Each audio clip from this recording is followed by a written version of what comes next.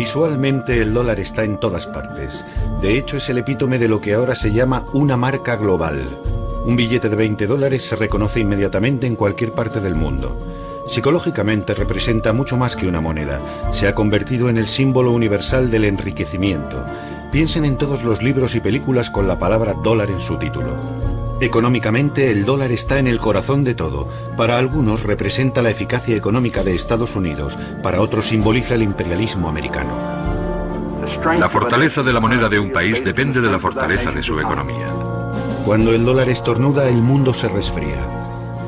A continuación conoceremos la historia del dólar, una de las sagas económicas más extraordinarias del mundo moderno, narrada por las personas que mejor lo conocen, que han formado parte de su evolución o lo estudian como meros observadores. Esta es la historia de cómo el dólar llegó a convertirse, en menos de 2 siglos, en la moneda de todo el planeta. Pero ¿seguirá el dólar su avance triunfal o el mundo cambiará y con él el destino del dólar americano?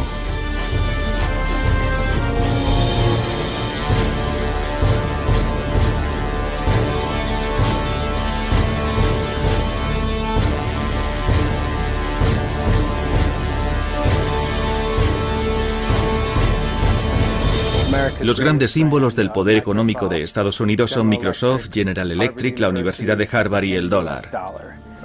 En cualquier conversación que escuches, en un restaurante, por ejemplo, la palabra dólar aparece en casi todas las frases. Está muy presente. Más que una moneda, es una obsesión. Siempre que se protesta contra Estados Unidos, aparece alguien rompiendo el escaparate de un McDonald's o quemando una bandera estadounidense, pero jamás verá a alguien quemando un dólar. Conozco a gente que se pasea por París con unos vaqueros que tienen como logotipo un billete de $1, pero nadie va por ahí con unos vaqueros adornados con €1. Para comprender la historia del dólar estadounidense, lo mejor es hablar con los historiadores, o en este caso con los numismáticos. Aquí es donde están todos, en la mayor feria de la moneda de Estados Unidos, en Memphis, Tennessee. Son verdaderas obras de arte, como cuadros de Picasso o Monet. Estos son preciosos. ¿Cuánto pides por ellos? $8 cada uno. Cuando se crea un país también debe crearse su moneda. En el caso de Estados Unidos eso además significó idear un sistema diferente a todos, en el que el dinero en papel tendría una mayor importancia. Uno puede ver la transformación del país a través de los diseños de su moneda. Afortunadamente conservamos muchos billetes antiguos. La gente los guarda por si aumentan de valor. 95, 18.000, ¿no? 17.000, un postor, 18.000, 19.000, 22.000, 30.000. Yo calculo que en esta subasta habrá ventas por valor de 7 o 6 millones y medio de dólares. Tras la firma de la Declaración de Independencia del 4 de julio de 1776, la recién nacida República estadounidense necesitaba dinero. Puesto que Gran Bretaña se negaba a renunciar a sus colonias, el país tuvo que declararle la guerra. Una empresa que requería mucho dinero, a pesar de que contara con la ayuda de franceses como el Marqués de Lafayette. Así que para financiar la contienda, a los líderes de la nación se les ocurrió una idea brillante: producir dinero de papel. Cuando declaramos la guerra a Gran Bretaña, emitimos esto que se llamó moneda continental. Las colonias, o mejor dicho, el Congreso Continental que las representaba, comenzaron a emitir este papel moneda. Por primera vez vemos escrita la palabra dólar sobre estos billetes, pero ¿de dónde viene? Su origen no es americano. De hecho, procede de Centro Europa, donde en el siglo XV había importantes minas de plata en el Valle de San Joaquín, ahora en la República Checa. Las monedas que circulaban por la zona recibieron el nombre de Joachimsthalers, que quiere decir procedente del Valle de San Joaquín. Con el tiempo, dichas monedas pasaron a llamarse simplemente thalers o taleros, denominación que quedó como nombre genérico para cualquier moneda de plata de cierto valor, y de ahí procede por deformación la palabra dólar. Y en cuanto al símbolo del dólar, parece que también viene de un lugar lejano. Le voy a mostrar una moneda hispanoamericana. Como puede ver, aquí aparecen 2 esferas y 2 columnas que simbolizan la unión del viejo y el nuevo mundo. Creemos que fue esta imagen la que inspiró la creación del símbolo del dólar. Sobre todo estos dos pilares que representan las columnas de Hércules y la curva que serpentea alrededor de las dos líneas verticales. Tras ganar la guerra contra Gran Bretaña, los americanos se concentraron en organizar las instituciones administrativas y políticas del país. Redactaron la famosa Constitución de Estados Unidos y George Washington fue nombrado presidente. Desde entonces su rostro aparece en todos los billetes de $1. George Washington eligió a un antiguo banquero, Alexander Hamilton, como su primer secretario del Tesoro. Su rostro también aparece ahora en el billete de $10. Hamilton quería crear un banco central, federal y nacional que fuera la única institución competente para emitir moneda. Creía que un banco así era necesario para el desarrollo del comercio y la industria. Sin embargo, Thomas Jefferson estaba en contra y su retrato aparece hoy en el billete de $2. Según Jefferson, no era necesario crear ningún banco central porque él creía en un país descentralizado y agrícola. ¿Por qué no hablamos con los propios protagonistas? Caballeros, gracias por acompañarnos. ¿Me oyen bien? Ahora sí, perfectamente. Señor Jefferson. Buenos días, encantado. Señor secretario, ¿es necesaria la creación de un banco central? Tenemos una deuda de $80 millones, una suma extraordinaria. Necesitamos crear un banco nacional para mantener y estabilizar nuestra moneda. Eso además nos permitiría emitir más dinero en caso de necesidad, sin olvidarnos de que nos dará credibilidad ante el resto del mundo. Hay que ser muy retorcido para pensar que todos aquellos que quieren para este país una industria y una economía prósperas y bien organizadas son meros sinvergüenzas sin escrúpulos. Yo no predico la pobreza, solo digo que debemos procurar que el dinero se distribuya de forma equitativa. Habría que vigilar de cerca a esa institución para que trabaje por el bien de todos y no de una minoría de privilegiados. La controversia acabó en un compromiso. En 1791 nace en este edificio de Filadelfia el primer Banco Central Federal del país. Como Banco Central, sin embargo, deja mucho que desear. Para empezar, no tiene potestad de emitir moneda, y sus opositores, que estaban en contra de la idea de una banca centralizada, consiguen cerrarlo 20 años más tarde. En resumen, cuando comienza la conquista del oeste americano, el país no tiene banco central, y lo único que hace el gobierno federal es autorizar a bancos privados la emisión de sus propios dólares. Entonces, ¿qué dinero usaban los vaqueros para pagar el whisky en la cantina? Y cuando los forajidos atracaban los trenes, ¿qué dinero encontraban en su interior? Respuesta: en lo que a monedas se refiere había de todo un poco. Estaban las monedas de oro y plata de México, por ejemplo. En cuanto a billetes, el asunto era más complicado. Durante la primera mitad del siglo XIX, Estados Unidos no tenía una única moneda para todo el país. Había cientos de bancos privados que podían emitir miles de billetes diferentes. El panorama era el siguiente. Había 8.000 bancos que emitían cada uno 8 billetes diferentes. Así que teníamos cientos de miles de billetes distintos. Si a eso le añadimos una población que jamás veía un documento impreso, aparte de la Biblia, ¿cómo podían saber qué dinero era bueno? En 1860 había unos 10.000 tipos de dólares distintos en circulación. Fueron buenos tiempos para los falsificadores, sobre todo para los malos. En la actualidad, cuando falsificas algo, haces una imitación, una copia de algo existente. Pero como había miles de bancos distintos, los falsificadores listos se dieron cuenta enseguida de que no valía la pena molestarse en hacer copias. Podían crear sus propios bancos, completamente ficticios. Y eso es lo que hicieron muchos. Y para complicarlo todo aún más, los bancos y los falsificadores no eran los únicos metidos en el ajo. Las compañías ferroviarias, los hoteles e incluso algunas tiendas imprimían sus propios dólares. Pongámonos en situación. Imaginemos que va a una tienda, digamos en Filadelfia, y que se dispone a pagar con un billete de $1 emitido por un banco de Tennessee, por ejemplo. En ese momento comienza el regateo con el tendero para establecer cuánto vale ese billete. Usted diría, por supuesto, que su valor es de $1, pero él argumentaría que no, que ese banco tiene muy mala reputación y que como mucho ese dólar solo vale 50 centavos. ¿Se imagina cómo sería hoy si cada vez que vamos a una tienda tuviéramos que llegar a un acuerdo en la caja acerca de lo que vale la moneda que queremos usar? Sería ridículo. La situación estaba totalmente fuera de control cuando estalló la Guerra Civil, en la que los unionistas del norte se enfrentaron a los confederados del sur. La Unión no tenía dinero, pero debía pagar a sus soldados, así que tuvo que recurrir a otro tipo de financiación. La solución más sencilla cuando un país no tiene dinero es fabricarlo. Así que igual que George Washington un siglo antes, en 1863 Lincoln decide reorganizar todo el sistema. Le oigo, señor, y es un gran placer charlar con usted hoy. Los días en los que cualquiera podía emitir moneda han acabado. Bueno, es necesario estandarizar la moneda. Y se debe hacer de la mano de un gobierno central y un banco central. Y la única forma de conseguirlo es emitiendo una moneda creíble para el pueblo americano, donde figure el gran sello de Estados Unidos con su águila impresa, para que así todo el mundo sepa que tenemos una única moneda y que puede confiar en ella. A partir de aquel momento solo habrá una autoridad con capacidad para emitir moneda, el gobierno federal. Emitieron un billete que enseguida recibió el nombre de greenback o verde. El nombre greenback viene del hecho de que estos nuevos billetes estaban también impresos por detrás y en color verde. Y se hizo así porque era imposible reproducir el verde en el reverso con los métodos de falsificación de la época. La impresión en verde desalentará a los falsificadores.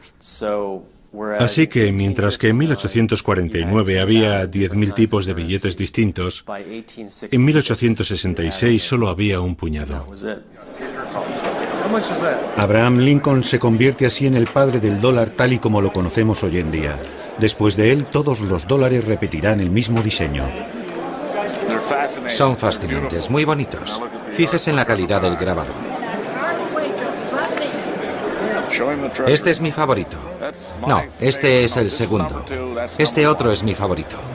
Si se observa con detenimiento estos dólares del siglo XIX, vemos que en todos ellos siempre hay una referencia al oro.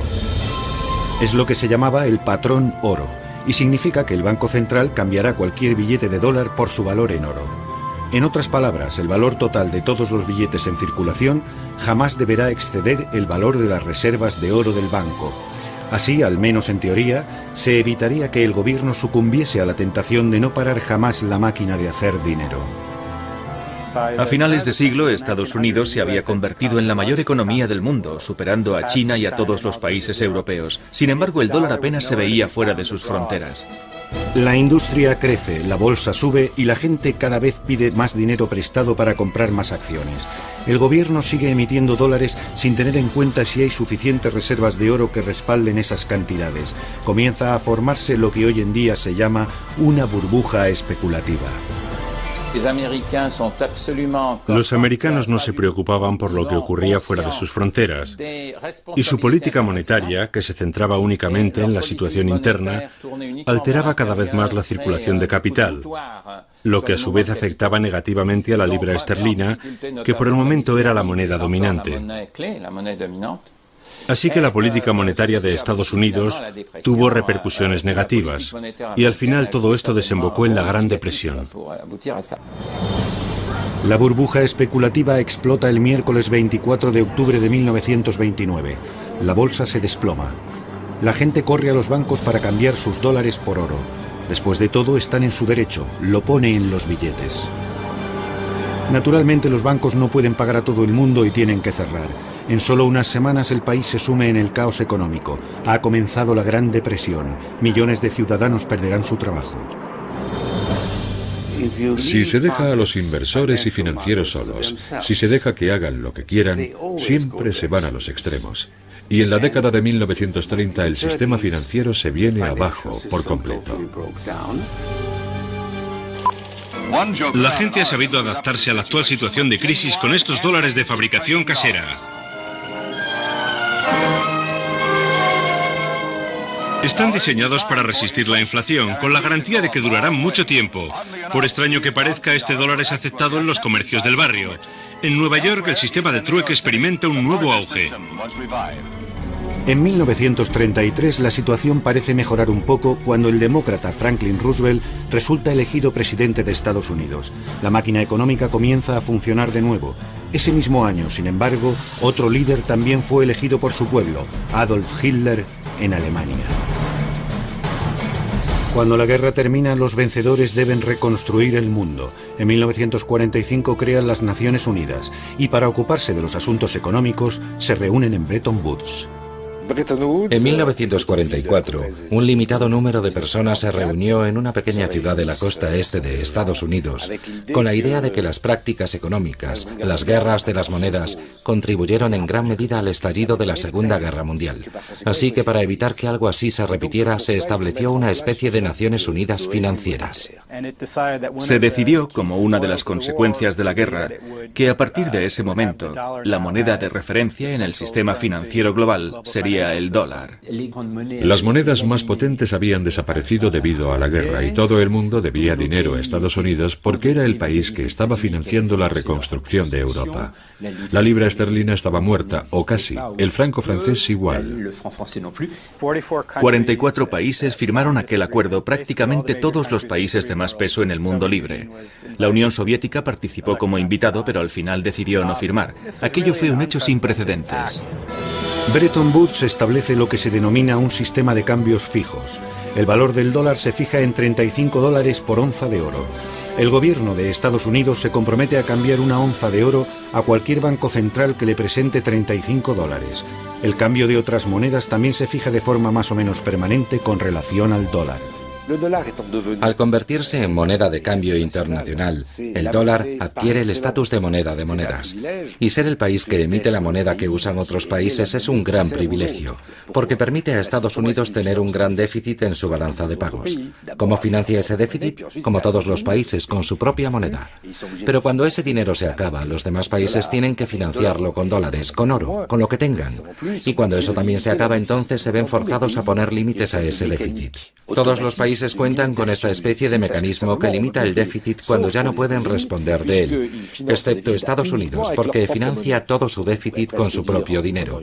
Se podría decir, utilizando una imagen quizá engañosa, que ya que Estados Unidos maneja la máquina del dinero, para ellos es fácil financiar su propio déficit. En los años 50, Estados Unidos inunda el mundo con sus dólares. Al principio como parte de su programa para la reconstrucción de Europa, el famoso Plan Marshall. Los países de Europa Occidental por fin estamparon sus firmas en un importante documento. El Plan Marshall ya tiene luz verde. El Acuerdo de París establece que Estados Unidos volverá a enviar americanos al extranjero, pero esta vez serán suministros para la paz en forma de comida, maquinaria, personal y dólares. Se ha hablado de cifras que rondan los 17 millones de dólares. Después, en la década de los 60, Estados Unidos comienza a comprar el mundo. Hacen grandes inversiones en el extranjero mientras al mismo tiempo financian la guerra de Vietnam. Todo se paga en dólares, por supuesto. Invertíamos en el extranjero más de lo que el resto del mundo invertía en Estados Unidos, así que en el cómputo general teníamos un déficit de varios miles de millones de dólares. Una cantidad minúscula comparada con el déficit actual. Aquello puso nerviosas a muchas personas. El presidente francés de Gaulle fue uno de los primeros en criticar este hecho. Como dijo en los años 60, que Estados Unidos emitiera la principal moneda era un privilegio excesivo. Eso lleva a los americanos a endeudarse y a hacerlo gratuitamente con respecto al extranjero. Porque aquellos que les deben dinero les pagan en dólares y no con oro, metal que sí tiene un valor real. El oro se puede transferir a otros sin riesgos y sin sacrificios. En el invierno de 1964, Francia optó por un enfoque más agresivo que prolongó hasta después de 1965 y que se tradujo en un intento de cambiar sus dólares por oro. Bien, Francia dejó claro cuáles eran sus intenciones, pero los alemanes, que estaban haciendo lo mismo, no dijeron nada. Así que las reservas de oro estadounidenses comenzaron a bajar. Habíamos emitido tantos dólares que solo podíamos responder del 20% de toda la moneda que guardaban los bancos centrales. El miedo era que la pérdida de confianza en la economía americana provocase el pánico bancario y que todos los países corrieran a cambiar sus dólares por oro al mismo tiempo. Estados Unidos no podría responder a la demanda de oro y eso daría lugar a otro gran desastre económico. El general de Gaulle decidió retirar las reservas de oro francesas de la Reserva Federal. Se trataba únicamente de un asunto técnico, pero produjo un gran revuelo político. El general de Gaulle me preguntó, ¿está el oro ya de camino? Sí, señor, lo estamos trayendo. Luego añadió, tenemos que agilizar las cosas. Escucha, quiero que envíes el Colbert. El Colbert era nuestro único buque de guerra por aquel entonces. Enviamos el Colbert a Fornos, cargamos el oro y lo traemos de vuelta. Señor, dije, eso es imposible. Si manda un barco de guerra a Estados Unidos para traer el oro, provocará un terrible incidente diplomático. Así que al final se desechó esa idea. Los americanos no se lo habrían tomado muy bien porque pensaban que estaban proporcionando un servicio necesario al resto del mundo. Nosotros los americanos somos los que proporcionamos liquidez al sistema. Somos intermediarios financieros. Hacemos posible que el sistema financiero mundial funcione porque tenemos la competencia financiera de la que otros carecen. Es un servicio que le proporcionamos y si el dólar se convierte en un problema, será su problema, desde luego no el nuestro. Han escuchado una alusión al famoso comentario hecho por el secretario del Tesoro John Connally a una delegación de europeos que se quejaban de su política monetaria. El dólar es nuestra moneda, pero es vuestro problema. Las decisiones que toma el secretario del Tesoro y las políticas económicas de Estados Unidos están pensadas para beneficiar al país, pero también tienen un impacto en el resto del mundo. Y eso se refleja en lo que decía Connally. Es nuestro dinero, nosotros lo manejamos, y si las decisiones que tomamos no les gustan, es su problema. John Connally no era un experto en la materia. Era un político, un tejano. Como saben, estaba en el coche del presidente cuando Kennedy fue asesinado. Era un tipo muy alto, un gigante de 1,94 y bastante locuaz. Además pensaba que la economía mundial se podía dirigir con cierta improvisación. Y también era un tipo un poco bruto a la hora de negociar. Les dijo a los europeos, si queréis seguir disfrutando del apoyo militar americano, con la Unión Soviética respirando en vuestro cogote, tendréis que mantener vuestras monedas más débiles, y esa será la solución. De esa forma reduciremos el déficit de la balanza de pagos. El sistema de Bretton Woods se vino abajo gracias a la maniobra de Nixon del 15 de agosto de 1971, cuando decidió sacar el oro del sistema y convertir el dólar en una moneda fluctuante. Un sistema de cambios fluctuante es totalmente diferente. El valor de las monedas en el mercado internacional viene determinado por la oferta y la demanda. Estados Unidos tiene hoy la mejor oportunidad de este siglo para alcanzar dos grandes ideales: disfrutar de la paz y crear una nueva era de prosperidad sin guerras. He dado órdenes al secretario Connally para que suspenda temporalmente la convertibilidad del dólar al oro u otro activo que tengamos en la reserva. Como consecuencia de esta decisión, tendremos una moneda más estable. Es posible que con esta acción no ganemos muchos amigos en los mercados internacionales. Habíamos vivido con un sistema de monedas estables. Las monedas más importantes eran estables. Si había fluctuaciones serían contraproducentes y afectarían a monedas menos importantes. Pero la más potente, el dólar, era totalmente estable. Era a lo que estábamos acostumbrados. Todo el mundo se sorprendió mucho, incluso aquellos que estábamos más cerca del poder, como yo. Solo unos pocos conocían los planes del gobierno. Kissinger, por ejemplo, no participó porque estaba ocupado negociando sobre Vietnam. Todo se llevó con mucha discreción y la medida cogió a los mercados por sorpresa. Los europeos y los japoneses quedaron muy sorprendidos. ¿Cómo? ¿Que quieren alterar el cambio de la moneda?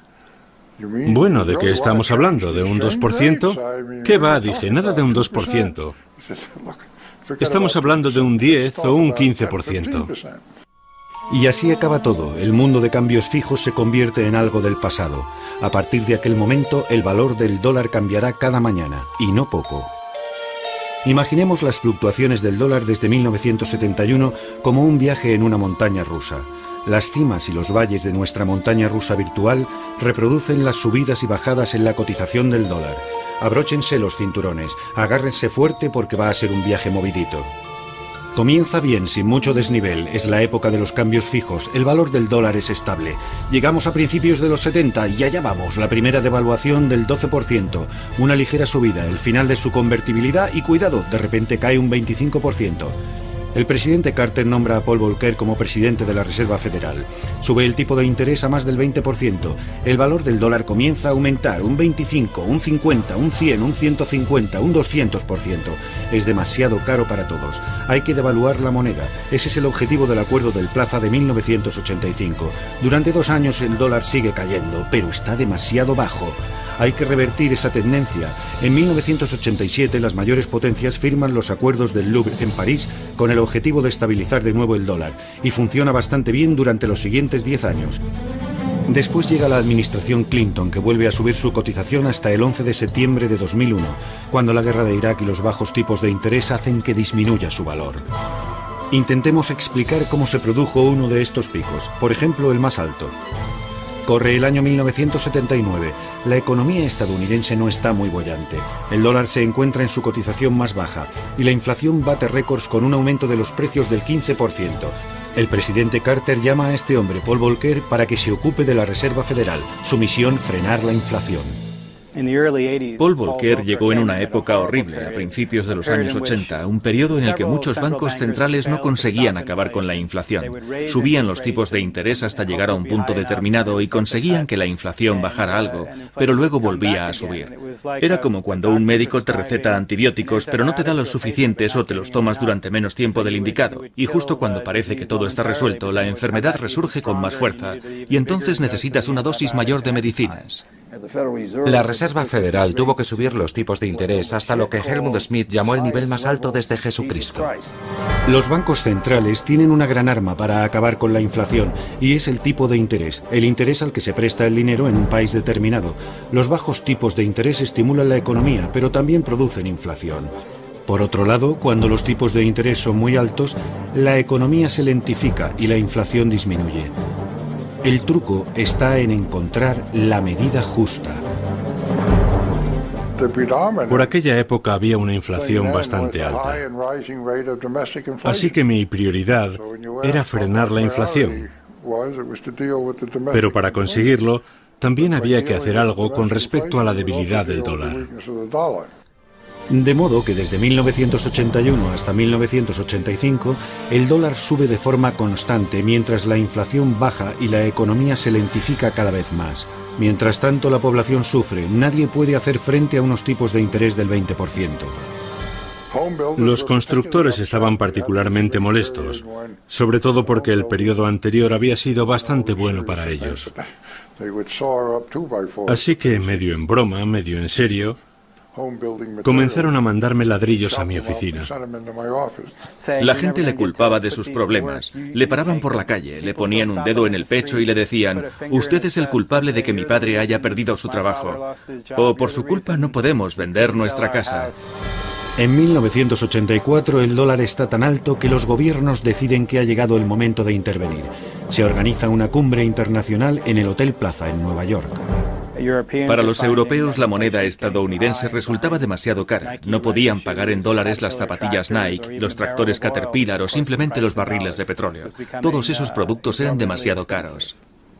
La única solución al problema era llegar a un acuerdo monetario o recurrir a medidas proteccionistas.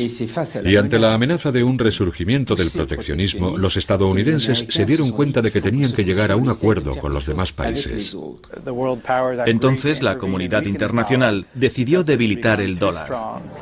Habría otros picos en los años siguientes, pero la montaña rusa jamás alcanzaría aquellas cotas. Casi todos los picos coinciden con grandes crisis internacionales: la crisis de la deuda mexicana, la crisis financiera asiática, el colapso económico de Argentina, la burbuja de las .com. Teniendo en cuenta todas estas turbulencias y los altibajos a los que se enfrentaron los pasajeros, cabe preguntarse: ¿hay alguien al volante? Es decir, ¿quién controla el dólar en Estados Unidos? La Reserva Federal es el Banco Central de Estados Unidos.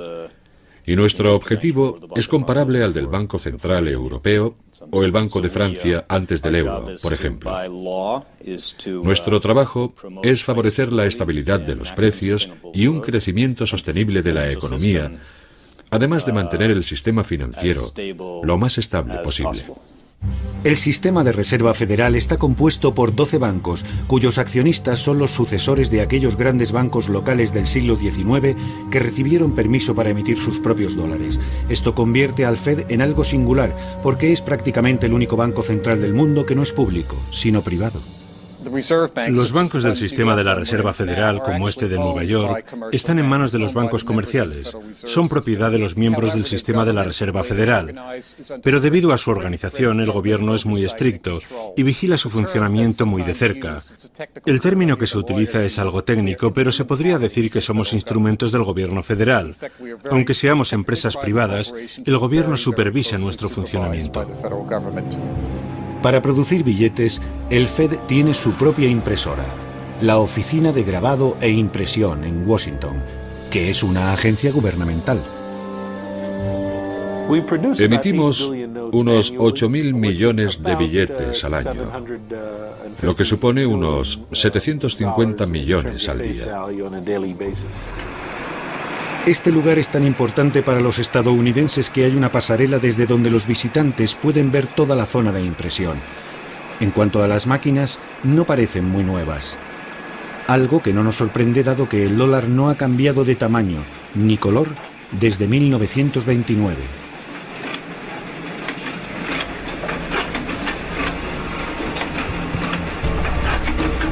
La Oficina de Grabado e Impresión produce 22 toneladas de billetes nuevos y crujientes todos los días que se distribuyen por todo el país.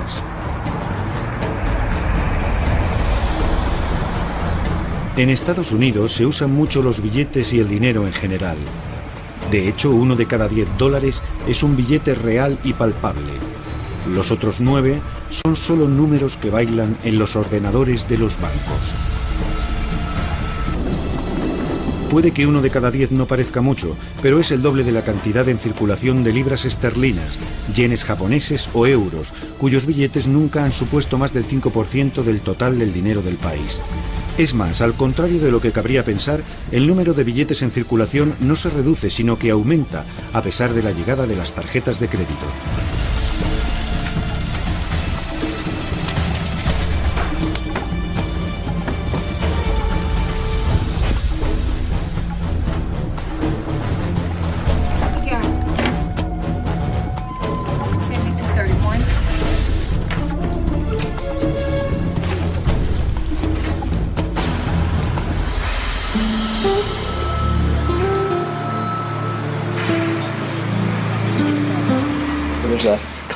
El ciclo de transporte y procesamiento es constante. En un mes, decenas de miles de millones de dólares fluyen por el sistema. Hay dos razones que explican este uso particularmente intenso que los estadounidenses hacen de su papel moneda. La primera es exclusivamente interna. Aproximadamente el 15% de las familias americanas no tienen ninguna cuenta bancaria. Así que para muchas de esas personas, los billetes son la única forma de pago. Por eso, entre otras razones, el papel moneda es todavía muy importante, un bien que todo el mundo necesita. La segunda razón para la enorme cantidad de papel moneda en circulación se deriva del estatus del dólar como moneda internacional. Hay más de 777.000 millones de billetes en circulación, de los que más de 512.000 millones se mueven fuera de nuestras fronteras. La gran mayoría de los billetes que circula fuera del país se suele utilizar principalmente como moneda de ahorro por aquellas personas que quieren tener un fondo en caso de emergencia. Razón por la cual hay que ser muy precavido y no hacer ninguna alteración de forma precipitada. El diseño de un billete es un proceso muy complicado. Nuestra primera preocupación es la seguridad. Queremos dificultar su falsificación y para ello superponemos el mayor número posible de parámetros de seguridad. Luego pedimos a los grafistas que creen dibujos o motivos que integren todos los elementos de seguridad. Suele ser un proceso muy largo. Acabamos de rediseñar un nuevo billete de $5 y todo el proceso nos ha llevado más de un año, lo que en realidad es poco tiempo. Atención, agárrense porque ahora el greenback, el billete verde, ya no es totalmente verde, se ha añadido un poco de color. Estamos en la ceremonia de presentación del nuevo billete de $5. La casa del fondo perteneció a Abraham Lincoln, el padre del billete de dólar. Introdujimos la nueva serie de billetes de color en el año 2003. El nuevo billete de $5 combina nuevos parámetros de seguridad. Como saben todos, no es necesario cambiar los billetes antiguos de 5 por los nuevos, porque la Reserva Federal no ha anulado los viejos billetes y no piensa hacerlo. En solo unos minutos, será un honor para mí gastar mi primer billete de $5 para ponerlo oficialmente en circulación. Veamos, ¿qué puedo comprar aquí? Bueno, aquí tenemos un libro sobre grandes discursos. Estupendo. Creo que tengo un billete de 5 nuevecito por aquí. ¿Ah, sí? Sí, aquí está. Con nuevos parámetros de seguridad. No seamos duros con ellos. Solo son funcionarios del gobierno, no actores profesionales. El hombre en primer plano es un representante de la Reserva Federal. El que está justo detrás de él es del Servicio Secreto, un cuerpo de policía altamente especializado que tiene dos misiones principales: proteger al presidente de Estados Unidos y al dólar. En otras palabras, su función es defenderlo de los falsificadores. La mujer de la izquierda trabaja para el Departamento del Tesoro. Es la cajera de Estados Unidos y su firma es la que figura en los billetes de $5. Y a continuación, para los niños y sobre todo para los que nos ven desde casa, les ofrecemos una rápida lección sobre detección de falsificaciones. ¿Quién conforma la primera línea de defensa contra los falsificadores? Tú. No, vosotros. ¿Qué es lo primero que hay que hacer para saber si un billete es falso? Mirarlo a contraluz. Mirarlo a contraluz. En el billete nuevo hay dos filigranas. Un gran 5 y una columna de 5 pequeñitos. Eso es lo que tenéis que buscar. Las falsificaciones introducidas con éxito en el sistema ascienden a unos $61 millones. Y aunque parece mucho, en realidad solo es el 1% de todo el dinero en circulación. ¿De qué clase están hechos? Esa es una gran pregunta. Usamos una fórmula secreta, pero se podría decir que más que papel es un tejido, y aún así su duración es limitada. La vida media de un billete está entre 2 y 5 años. Como todas las grandes estrellas internacionales, el dólar tiene su único y distintivo estilo, un estilo propio. Pero ¿por qué resulta tan llamativo, tan efectivo visualmente? ¿Cuál es su secreto? En primer lugar, el color es muy importante. Y luego están todos los demás símbolos. Es como si cada billete contuviera un pedazo de historia viva de Estados Unidos y de filosofía americana. Así es, los dólares americanos estimulan nuestra imaginación porque están cubiertos de símbolos misteriosos, supuestamente masónicos, que datan de los comienzos de la Revolución Americana. El revés del billete es lo que más llama la atención de la gente en lo que se refiere a los símbolos. En la cara del billete tenemos a George Washington, el primer líder de la nación, que además era masón. Así que se podría decir que hay una referencia masónica en esa parte del billete. Pero el envés resulta mucho más misterioso hasta para los americanos. En el envés aparecen las dos caras del gran sello de Estados Unidos. El diseño del sello del siglo XVIII corrió a cargo de un comité en el que se encontraban Thomas Jefferson, John Adams y Benjamin Franklin. Son muchas las personas que creen que el sello y los símbolos tienen significados ocultos. Muchos cuentan las plumas del águila. Son 33. Según los partidarios de las teorías conspirativas, 33 es el número exacto de grados presentes en el rito masónico escocés. El rito antiguo y aceptado, bastante conocido en Estados Unidos. También hay personas de ideología de extrema derecha que ven en esta coincidencia implicaciones siniestras, incluso pruebas de una gran conspiración de la élite para hacerse con el dominio del mundo. Sin embargo, entre los 56 hombres que firmaron la Declaración de Independencia, solo 9 eran francmasones. George Washington y Benjamin Franklin, por ejemplo, pero no así Thomas Jefferson o John Adams. No creo que existiera ninguna conspiración de los masones para manipular la Revolución Americana, sino simplemente que los ideales de la Revolución, como los de la francmasonería, se inspiran en la misma fuente filosófica, el siglo de las luces. La inspiración estética para el diseño del billete verde deberíamos buscarla más bien en algo que muchos de estos hombres del siglo XIX compartían: un aparente interés por el esoterismo, la simbología cristiana e incluso la egiptología, como parece corroborar la cara frontal del Gran Sello. La Gran Pirámide es un símbolo de longevidad, de permanencia. Las pirámides siguen en pie después de muchos siglos, y los padres de la patria querían eso mismo para Estados Unidos. Por lo que respecta al ojo que hay en su vértice, es un símbolo muy antiguo que nace cientos de años antes y representa a Dios, que protege a la nueva nación americana. De hecho, el dólar está tan ligado a Dios que es la única moneda del mundo occidental que pide explícitamente su protección.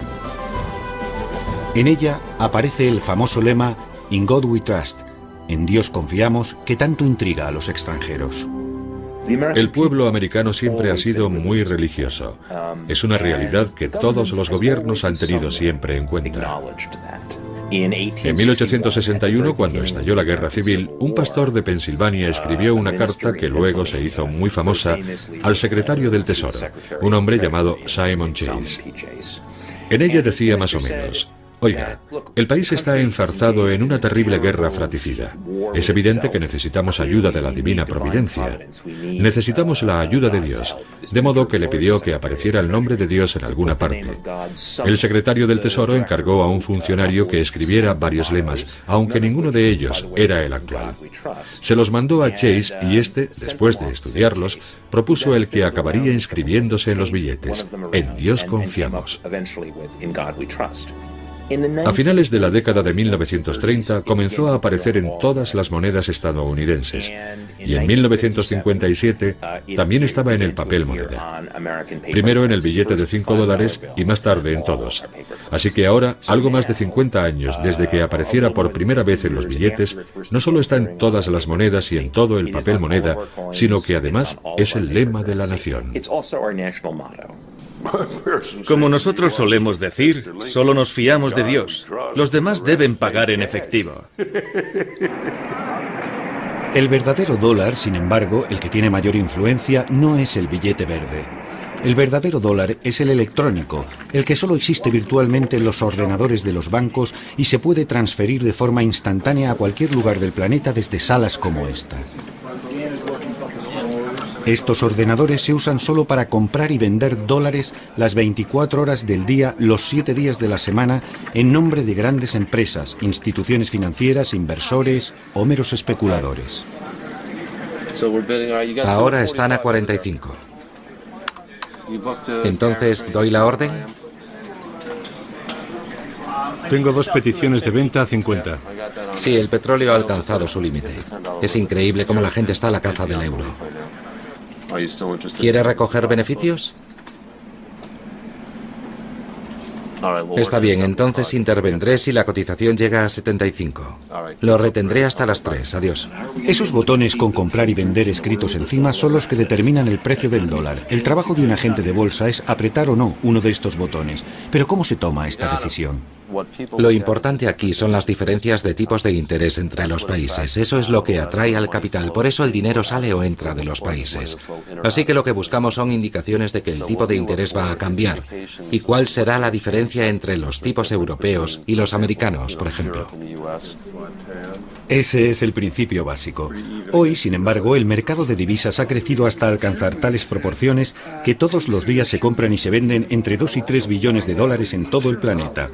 Y para mantener el mercado ahí arriba, los agentes de bolsa hace tiempo que se pasaron al piloto automático. Se trata de un sistema automático que te permite hacer transacciones sin que nadie intervenga. Se llama sistema automático integral. Los ordenadores hablan entre ellos y compran y venden, y así se pueden transferir miles de millones de dólares. Es asombroso. Ahora ya sabe lo que hacemos todo el día, mirar estas pantallas. Y el hecho de que todo el mundo esté mirando las mismas pantallas al mismo tiempo resulta determinante para explicar el comportamiento del mercado. Antes ocurría que no todo el mundo tenía acceso a la misma información al mismo tiempo. Ahora con Internet y con la rapidez del sistema, todo el mundo observa los mismos gráficos, todo el mundo conoce las últimas noticias, las declaraciones de los políticos y por eso, debido a que todos manejamos la misma información, reaccionamos de forma semejante y al mismo tiempo. Hay otro factor que quizá explique también la gran volatilidad del dólar en el mercado de divisas. La fluctuación de una moneda, al menos a corto plazo, viene casi enteramente dada por las sensaciones del mercado, si es expansivo o si tiene miedo. Es un reflejo de cómo se siente el mundo cuando se levanta por la mañana. Si está feliz, suele vender dólares. Si siente temor, suele comprarlos. Es algo totalmente irracional a corto plazo. Esa es una de las razones por las que resulta completamente incontrolable. Antes, el Fondo Monetario Internacional, el Banco Mundial y los bancos centrales eran los grandes protagonistas del mercado. Pero entonces el mercado creció y su influencia disminuyó. Así, si hace unos años el gobierno podía intervenir en los mercados de divisas, comprar o vender moneda y determinar así su valor, ahora con el crecimiento del mercado, eso ya no es posible. Y en la actualidad, el gobierno de Estados Unidos tiene todavía menos control sobre el valor de su moneda, puesto que solo 30 de cada 100 dólares están en manos de sus ciudadanos. Los otros 70 pertenecen a extranjeros, sobre todo a bancos centrales y a fondos de inversión. Los países con las mayores reservas de dólares son China, en primer lugar, seguida de las monarquías del Golfo Pérsico y de Japón. Europa va mucho más rezagada, junto con Rusia, la India, etc. Esto es Bahrein, un país situado en el Golfo Pérsico. Se calcula que en sus cámaras acorazadas los países petroleros de esta región guardan el 25% de todos los dólares del planeta. Hoy el jeque Mohammed Al-Khalifa inaugura un simposio sobre un tema muy especial, el dólar o el euro. ¿Cuál es la mejor elección para la zona? Los ponentes son representantes de importantes compañías financieras y de inversiones de Londres y Nueva York. Los oyentes, sus clientes potenciales, son miembros de gobiernos locales, jefes de empresa y varios individuos acaudalados. El dólar tiene mucha más presencia en esta parte del mundo que en ninguna otra, y es el resultado directo de la famosa reunión que tuvo lugar entre el rey Ibn Saud de Arabia Saudí y el presidente Franklin Roosevelt a bordo de un acorazado americano cerca del Canal de Suez en 1945.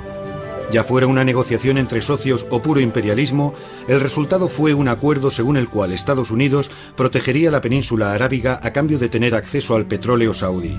Desde entonces, el precio del petróleo se ha fijado en dólares y las monedas de los países del Golfo están ligadas al dólar con un cambio rigurosamente fijo. Así que no es de extrañar que, además de las ponencias, se vaya a celebrar una mesa redonda con economistas estadounidenses que han sido invitados a hablar sobre las fluctuaciones del dólar. Desde la Segunda Guerra Mundial, Estados Unidos es la mayor economía del mundo y su moneda la moneda del mundo. Cuando analizamos la evolución que muestra el gráfico, observamos que el dólar sigue una trayectoria en suave, pero en constante declive.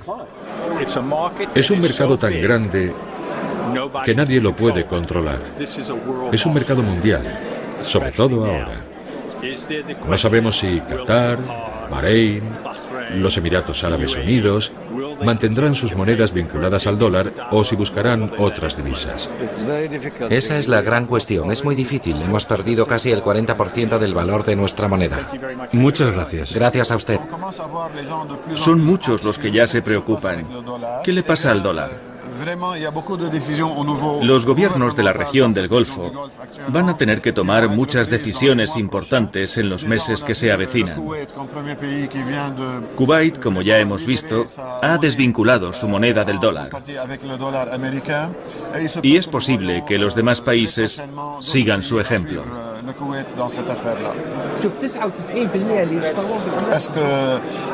Este es el fin del dólar estadounidense. Ha sido un buen padre y todos sabemos sabemos que es muy doloroso perder a un buen padre. Pero eso no significa que vayamos a olvidarnos del dólar. Es posible que al final sean las fuerzas del mercado las que nos digan si será el euro o el dólar la moneda predominante, o quizá alguna otra.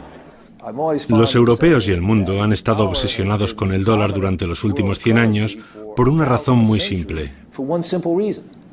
No había competencia. Eso ahora ha cambiado con la creación del euro. ¿Acaso la política de los últimos 10 años del Banco Central Europeo con sede en Frankfurt ha cambiado el paisaje monetario del mundo? ¿Está el todopoderoso dólar, el rey dólar, a punto de ser destronado por el euro? Creo que el euro tiene potencial para convertirse en el equivalente al dólar como moneda de reserva mundial o incluso para sobrepasarlo. Para los europeos es un éxito fenomenal. Si el euro fuera más agresivo o intentara ser más agresivo, probablemente desbancaría al dólar en poco tiempo. El euro no se creó para oponerse al dólar. No se creó como oposición a ninguna moneda existente. La ambición de Estados Unidos, y lo que voy a decir es una simplificación, es imperialista. Quieren ser la superpotencia del mundo. Nosotros no ambicionamos eso, no queremos gobernar el mundo. Ya lo hicimos en parte en el siglo XIX, pero ese ya no es nuestro objetivo. Y puesto que el euro rivaliza con el dólar sin querer o sin ser capaz de reemplazarlo por completo, ¿qué implica eso para el futuro del planeta? Creo que nos encaminamos a una situación en la que habrá un gran bloque norteamericano, un gran bloque chino, un gran bloque indio y quizá un gran bloque europeo.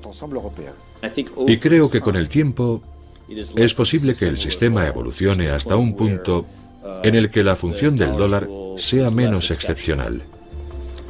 Creo que sucederá de manera totalmente natural y será bueno para la economía mundial. Y la palabra final la tiene Paul Volcker, que ha sacado su bola de cristal para la ocasión. Haré dos afirmaciones. Una es que el mundo estará mucho mejor cuando solo haya una moneda única. Y dos, que no creo que viva para verlo.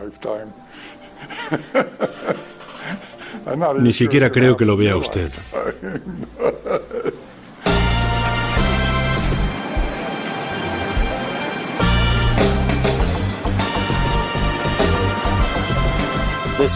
Este año tenemos una gorra con el símbolo del dólar, un clip con el símbolo del dólar, este pañuelo con estampado de dólares.